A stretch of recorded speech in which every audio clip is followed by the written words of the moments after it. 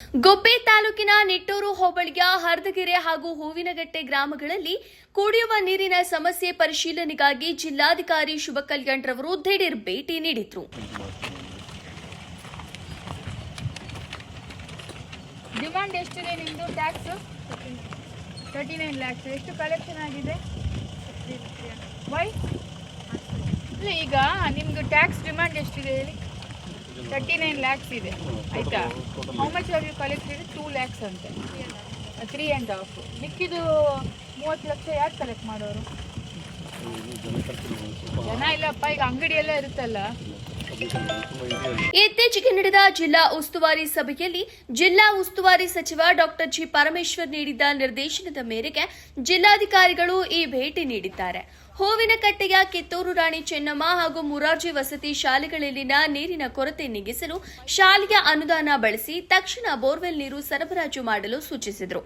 ಮಕ್ಕಳಿಗಾಗಿ, ಅದರಲ್ಲೂ ಮುಖ್ಯವಾಗಿ ಹೆಣ್ಣು ಮಕ್ಕಳಿಗೆ ನೀರಿನ ತೊಂದರೆಯಾಗದಂತೆ ಕಟ್ಟುನಿಟ್ಟಿನ ಎಚ್ಚರಿಕೆ ವಹಿಸಿದರು. 1 to 5 ಎಷ್ಟು ಪೆಂಡಿಂಗ್ ಇದೆ?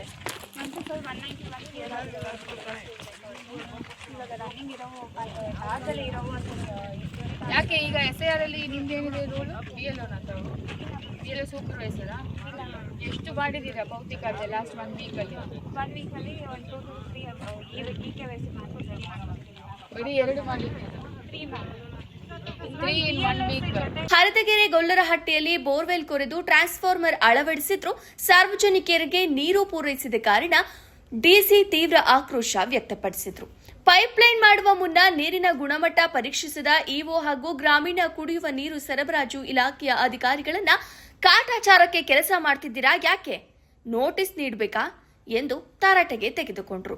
ಬಳಿಕ ಸ್ಥಳೀಯ ತಹಶೀಲ್ದಾರ್ ಆರತಿ ಬಿ ರವರಿಂದ ಸ್ಥಳ ತಪಾಸಣೆ ಫೋಟೋ ಹಾಗೂ ವಿಡಿಯೋ ದಾಖಲೆಗಳನ್ನು ಪಡೆದು ಪರಿಶೀಲಿಸಿದರು. ವರದಿ ಮಂಜುನಾಥ್, ಗುಬ್ಬಿ.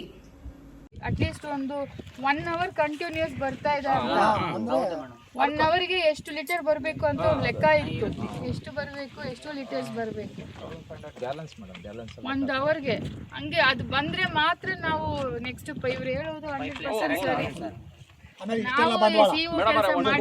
ನೋಡಿದ್ರೆ 1 hour ಹಳ್ಳಿಗೆ ಹೋಗುತ್ತೆ ಅನ್ಬೋದು. 1 hour ಪೈಪ್ ಲೈನ್ ಲೋಡ್ ಆಗುತ್ತೆ. 2 HP ಇದು 2 HP ಪೈಪ್ ಹಾಕ್ತಾ ಇದ್ರೆ ಏನ್ ಹೇಳೋದು? ಕಾಟಾಚಾರಕ್ಕೆ ಕೆಲಸ ಮಾಡ್ತಿದ್ದೀರಾ? ಎಲ್ಲ ಮಾಡ್ಯಾರ ಮೇಡಮ್, ಇಲ್ಲಿಂದ ತಗೊಂಡು ಮಾಡ್ಯಾರ ಬರೀ ಕಾಟಾಚಾರದ್ದೇ.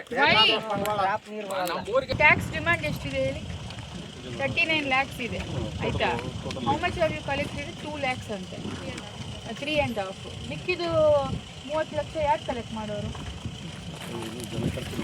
ಜನ ಇಲ್ಲಪ್ಪ, ಈಗ ಅಂಗಡಿ ಎಲ್ಲ ಇರುತ್ತಲ್ಲ.